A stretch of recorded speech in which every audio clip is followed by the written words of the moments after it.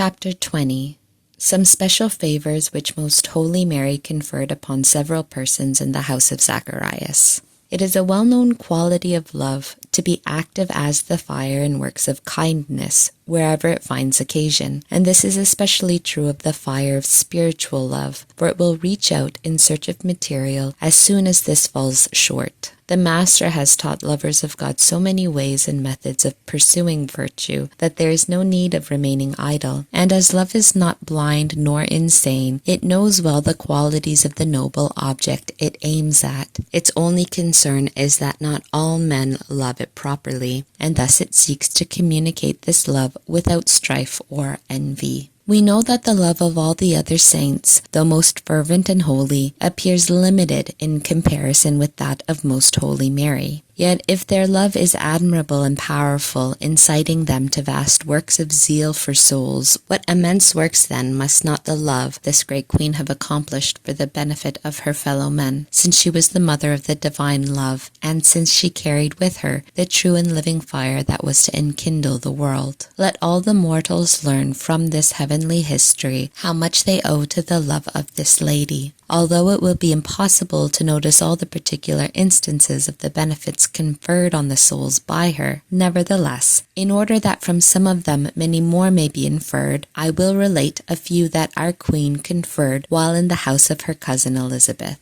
One of the servants in that house was of perverse inclination, restless, subject to anger, and accustomed to swear and curse. With all these vices and disorders, she still knew how to make herself agreeable to her masters, but at the same time she was so given over to the power of the demon that this tyrant could easily induce her to throw herself into all sorts of miseries and mistakes. For 14 years, many devils surrounded and accompanied her without intermission, in order to make certain the capture of her soul. Only when this woman came into the presence of the Mistress of Heaven, Most Holy Mary, these enemies withdrew, for, as I have said in other places, the virtue issuing from our Queen tormented them, and especially during that time when she carried within her virginal repository the powerful God and Lord of all virtues. As on the one hand this woman was freed from her cruel exactors, being released from the evil influences of their company, and as on the other hand she experienced within her the beneficial effects of the sweet vision and intercourse of the Queen, she began to be much attracted and moved toward Mary, and she sought to be in her presence, and offered to serve her with much affection, striving to pass all the time possible with her, and watching her with reverence. For among her distorted inclinations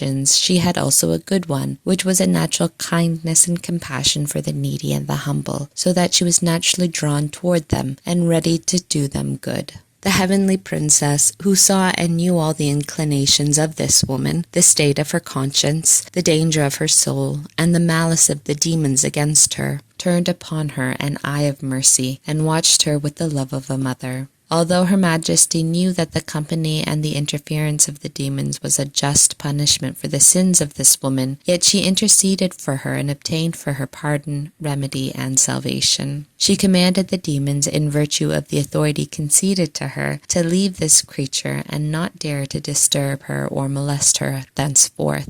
As they could not resist the sway of our great Queen, they yielded and fled in highest consternation, not knowing how to account for such power of the Most Holy Mary. They conferred about it in astonishment and indignation, saying, "Who is this woman that exerts such dominion over us? Whence does such strange power come, which enables her to perform all that she wishes?" The demons therefore conceived new wrath and indignation against her, who had crushed their heads. The happy woman, however, was snatched from their claws. Mary admonished her, corrected her, and taught her the way of salvation, and changed her into a woman of kind and meek disposition. She persevered therein during all her life, being well aware that all this had come to her through the hands of our Queen. Although she did not know nor penetrate into the mystery of her dignity, she remained humbly thankful and lived a holy life.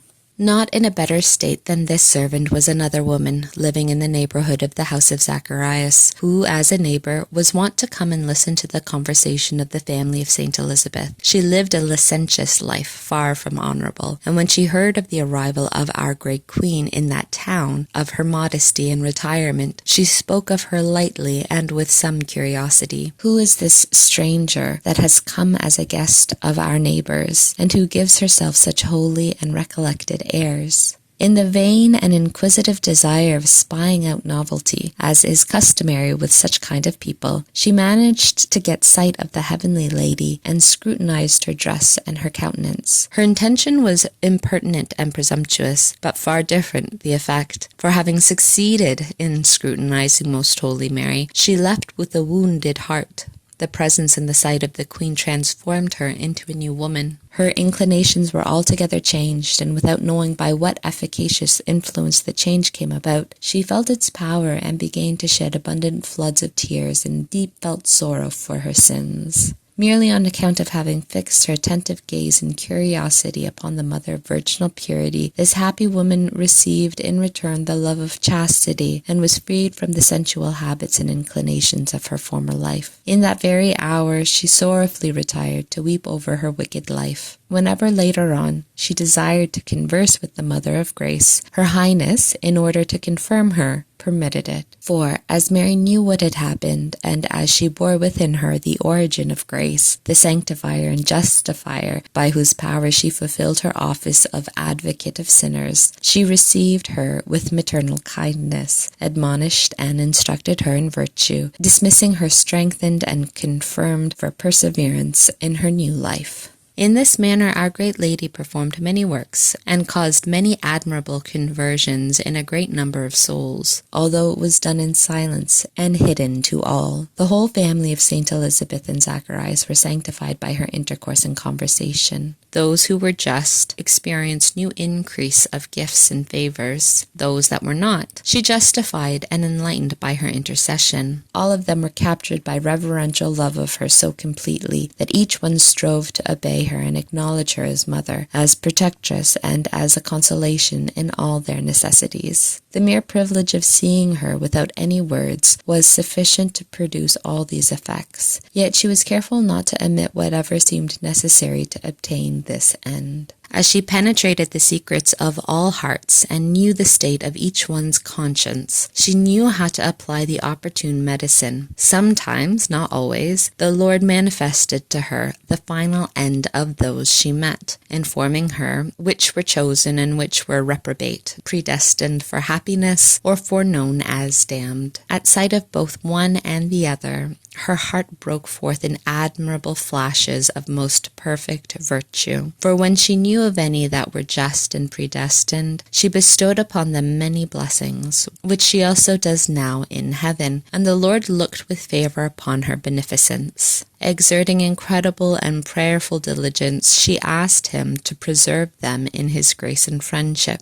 Whenever she saw anyone in sin, she asked from the bottom of her heart for his justification, and ordinarily she also obtained it. But if it happened to be one of the reprobate, she wept bitterly and humiliated herself in the presence of the Most High for the loss of that image and work of the divinity. She redoubled her heartfelt prayers, offerings, and humiliations, in order that no others might damn themselves, and her whole being was one flame of divine love, which never rested nor reposed in accomplishing great things.